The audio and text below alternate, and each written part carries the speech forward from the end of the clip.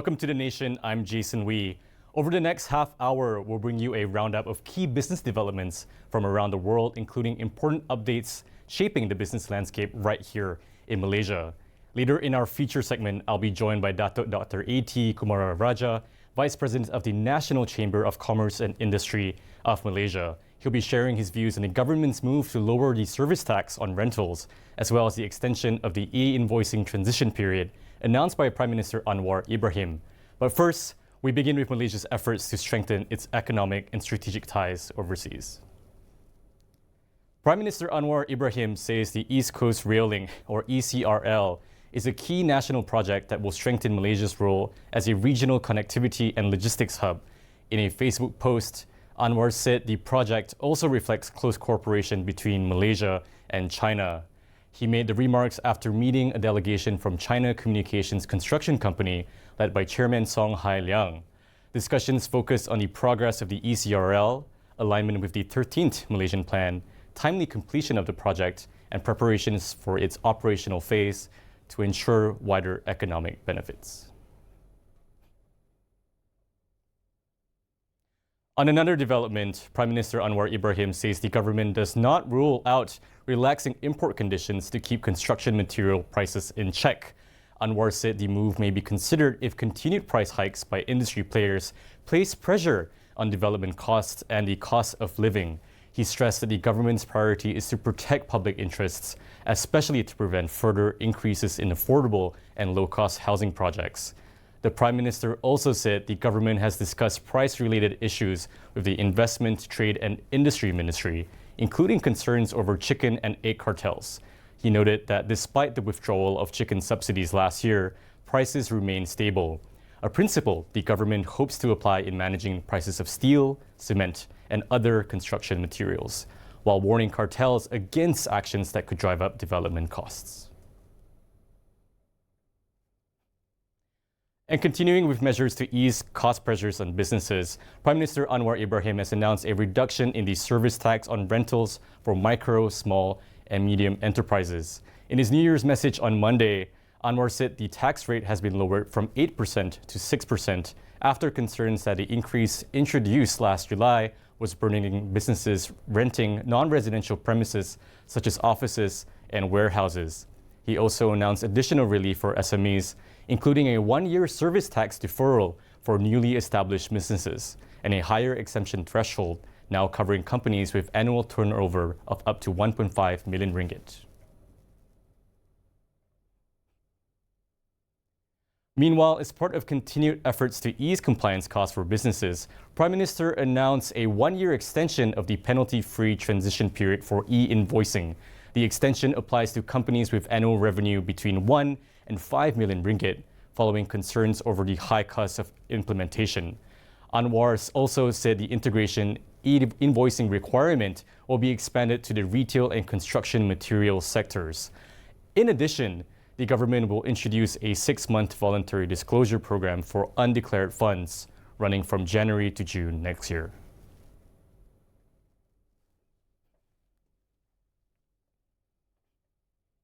With measures aimed at easing cash flow pressures for businesses, Prime Minister says the government will fully settle all outstanding excess tax refunds for the 2023 and 2024 assessment years within this year. Anwar said the move was made in response to public feedback, particularly from small businesses affected by delayed refunds. Untuk taksiran 2023, insya-Allah kita selesaikan suku tahun ini 2026. Dan bagi kait tahun 2024, seluruh tahun 2024 tertangguh, kita selesaikan pada tahun ini keseluruhannya. Anwar revealed that excess tax refunds reached 22.5 billion ringgit in 2024, the highest levels recorded in the past 5 years. He added that the Inland Revenue Board successfully resolved about 3.7 million excess tax refund cases in 2025. And looking ahead to the government's economic roadmap, the focus and direction of Malaysia's economy for 2026 will be presented at the upcoming Malaysia Economic Forum. Economy Minister Akmal Nasrullah Muhammad Nasir said preparations for the forum are expected to begin in early February. Here's a quick word from the minister himself. Menyusun keutamaan untuk kita menetapkan hala tuju ekonomi bagi beberapa minggu pertama tahun 2026 ini adalah amat penting. Saya akan luangkan masa dan tumpukan perkara-perkara berikut. Pertama, persiapan Forum Ekonomi Malaysia yang kita akan adakan pada awal bulan Februari. Forum ini untuk kerajaan bentangkan fokus dan hala tuju ekonomi untuk tahun ini. Kedua, sudah pasti saya kena selesaikan semua taklimat dengan bahagian. Ada 25 lagi taklimat yang telah pun disusun. Juga akan susuli dengan perbincangan terperinci berkaitan dengan dasar-dasar dan juga pelaksanaannya. Ketiga, berbincang dengan pelbagai pemegang taruh dan pihak yang mempunyai kepentingan strategik buat negara. InsyaAllah, saya akan terus update perkembangan. On the international front, Malaysia is looking to strengthen its strategic partnership with the United States in agriculture and food security. The Agriculture and Food Security Ministry, led by Secretary General Datuk Sri Isham Ishak, recently met the U.S. Deputy Chief of Mission David H. Gamble to discuss expanding investments in corn production, agriculture mechanization, and cabbage cultivation in low-lying areas. A working visit to the U.S. is also planned to study food, health, agriculture control systems under the Reciprocal Trade Agreement. Bilateral agricultural trade between Malaysia and the U.S. has already surpassed 14 billion ringgit, highlighting strong cooperation in the sector. Up next, we'll be speaking to Dr. A.T. Kumara Raja from the National Chamber of Commerce and Industry of Malaysia on the lower rental service tax and the e-invoicing extension. That's right after the break. We'll be right back.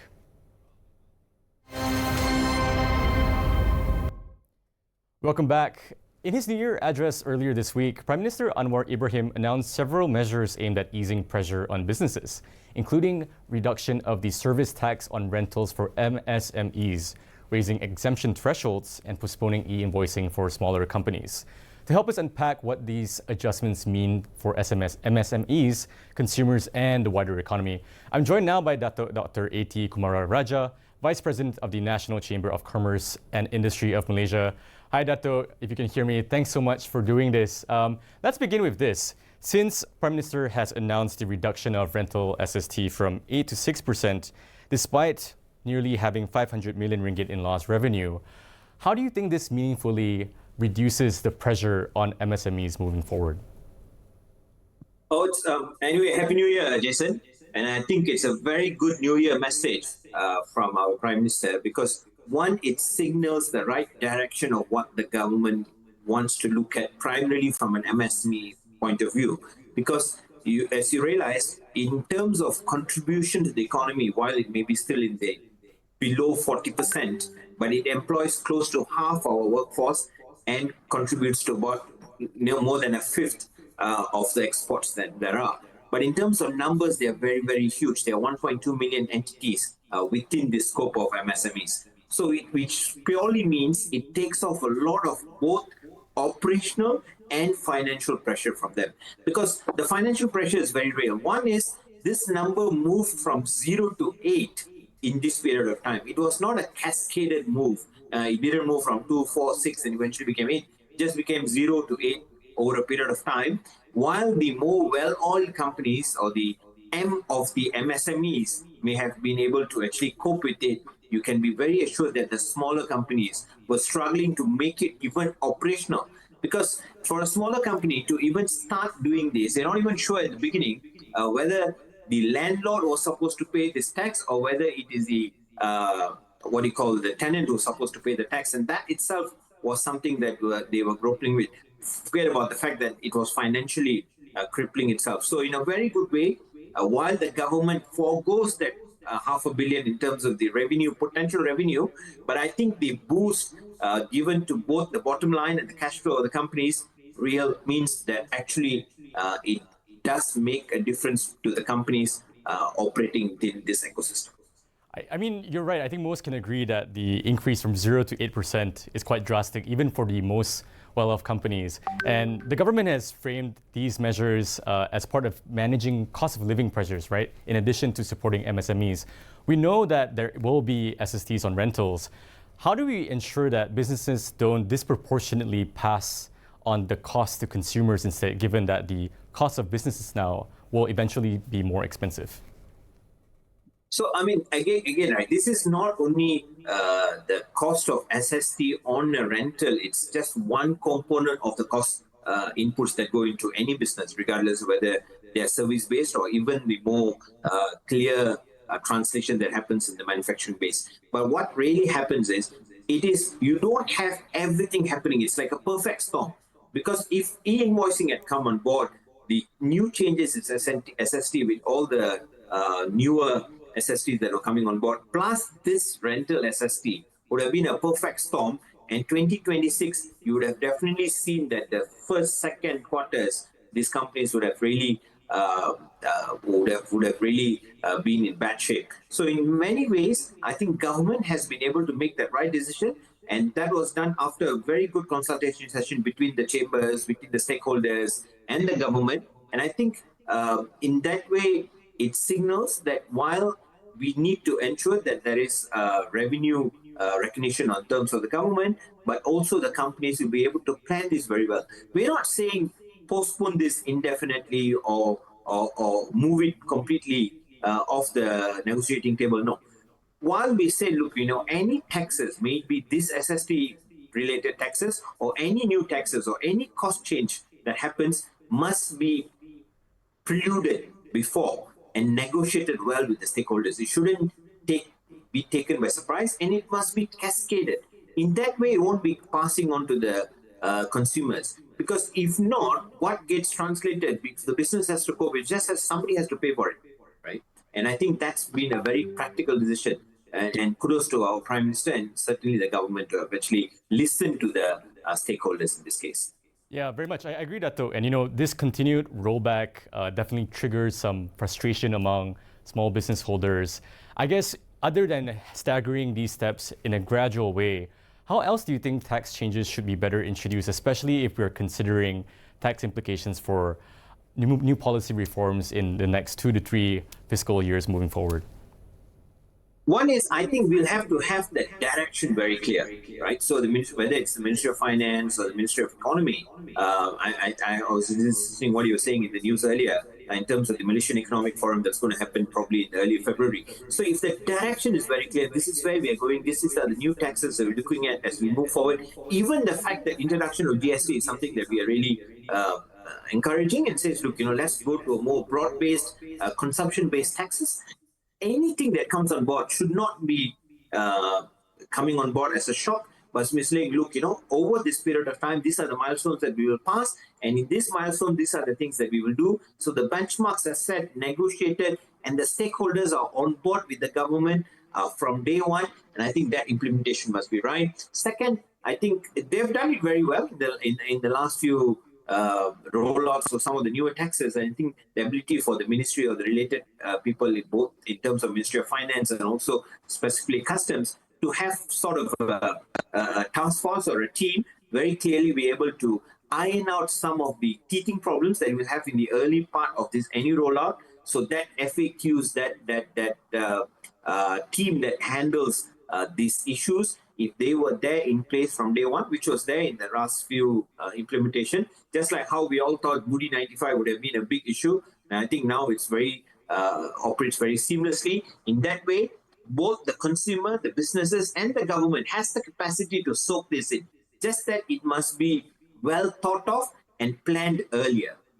You say, let's talking about MSME capacity. Many MSMEs do lack in-house finance staff that can even handle the level of or amount of bureaucracy that's being introduced. Even with e-invoicing, we've heard a lot of grunts on the ground, especially given that MSMEs cannot invest many capacity or even headcounts to dedicate it to handling these bureaucracies, and errors are likely to happen during early adoption.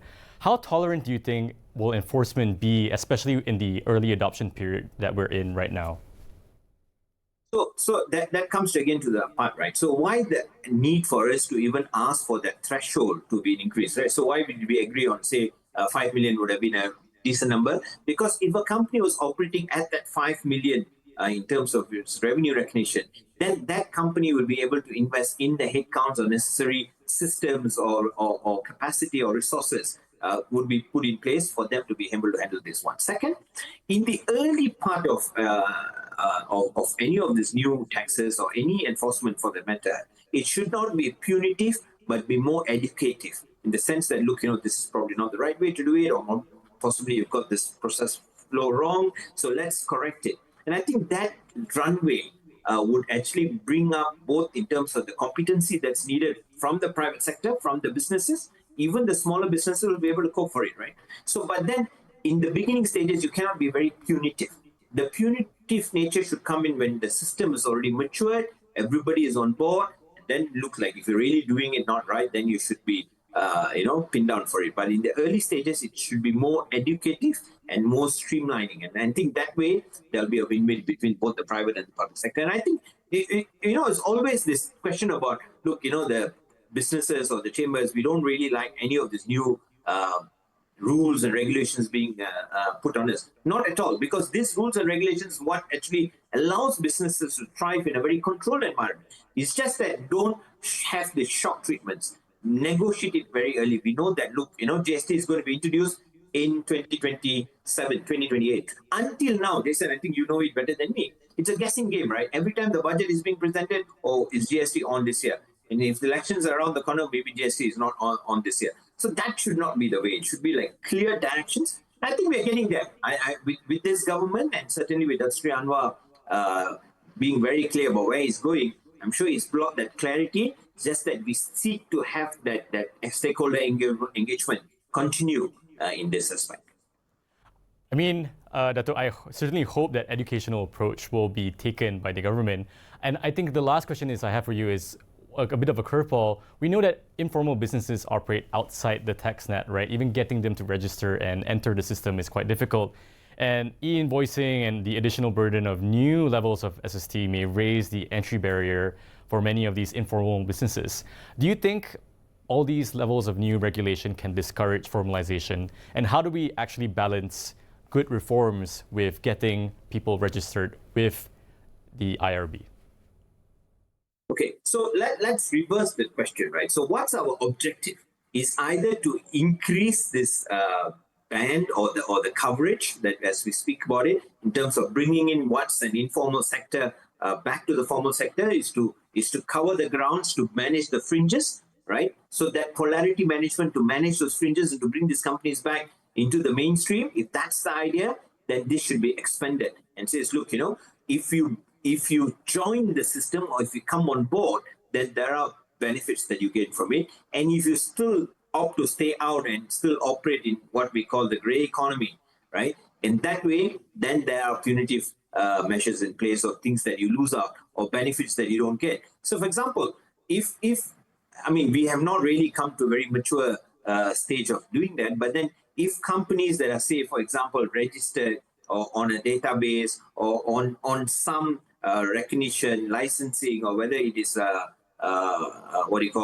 certification, if these were on board, then you're going to have some benefits, maybe financial or maybe otherwise in terms of grants or benefits from the government. Then it'll be a good way to actually look, there is a carrot and stick approach to this, right? There must be a carrot to also coming on board. You cannot say, look, there's only a stick approach, and if you don't follow the rules, then you're out of it. It's not people, the market will obviously find ways around this. But if there was a carrot and stick approach, I think many businesses, we will still gain about 80% of the businesses on their fringes eventually coming on board. And I think we saw this with GST.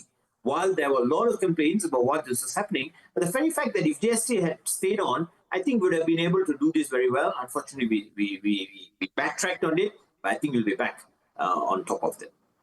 Thanks so much for sharing your insights. I mean, you and I know that striking a balance in creating a tax system that's fair to all parties is going to be quite difficult. We hope to have you back again soon, as this topic is, we can talk about this forever. Thanks so much. We'll take a short break now, and when we return, we'll bring you more business news and updates from around the world. Stay right here.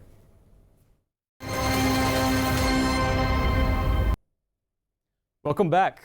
Turning now to the global energy markets. OPEC Plus has announced it will keep oil output on hold for the first quarter of 2026. The decision comes after a virtual meeting of member countries, including Saudi Arabia, Russia, Iraq, the UAE, Kuwait, and Oman, which reviewed current market conditions. After monthly output increases since April 2025, OPEC Plus first paused production in January. The alliance says it will maintain flexibility to adjust supply if needed, and will meet again on February 1st to make further decisions. Moving on, Glencore and Rio Tinto have confirmed early-stage buyout talks that could form the world's largest mining company, with a combined value nearing $207 billion. The discussions include options for an all-share takeover of Glencore by Rio Tinto, though both firms stress there is no guarantee if a deal will proceed. Under UK rules, Rio has until February 5th to make a formal offer, as both miners sharpen their shift towards copper. The developments in global agriculture. Brazil has overtaken the United States as the world's top beef producer, according to market estimates, after output surged beyond expectations and eased a global supply squeeze.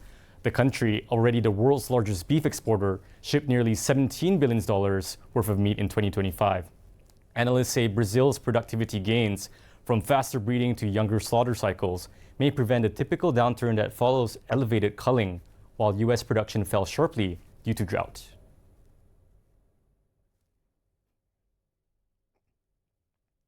In other news, General Motors will take a $6 billion charge as it scales back electric vehicle investments, citing weaker demand and shifting U.S. policies. Most of the write-down, about $4.2 billion, comes from canceling supplier contracts tied to previously higher EV production targets. GM says its full U.S. EV lineup will remain available despite the cuts, with smaller additional charges expected in 2026.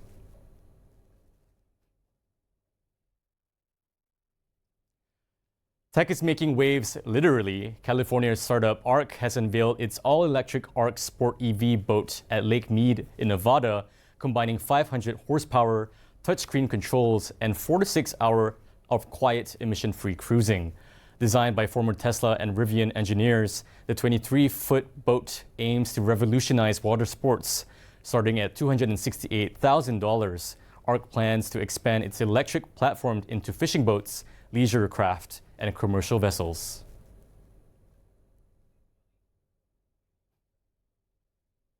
That's all the time we have for now. For the latest, visit Bernama.com's business deck for the nation's best business updates, minus the fluff.